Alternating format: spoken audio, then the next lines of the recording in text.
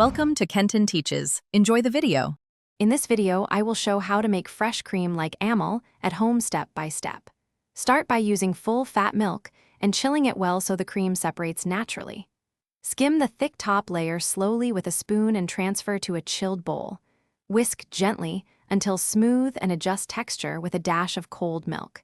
Keep refrigerated and use within a few days for best freshness. Gather 1 liter of full fat milk, a wide shallow bowl, a chilled metal mixing bowl, and a whisk or hand mixer. Pour milk into the shallow bowl and refrigerate undisturbed overnight to let the cream rise. The next day, skim the thick cream layer and transfer it to the chilled bowl to keep it cool while you work. Small adjustments with cold milk will help reach your desired spreadable consistency. Keep your whisking gentle and slow so the cream becomes smooth without turning into butter.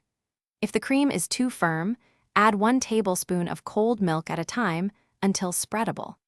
Always use chilled bowls and utensils to maintain texture and store the finished cream in an airtight container in the fridge. Use within a few days for best taste, and warm gently before mixing into hot recipes to prevent. Thanks for watching. Please subscribe if this video was helpful.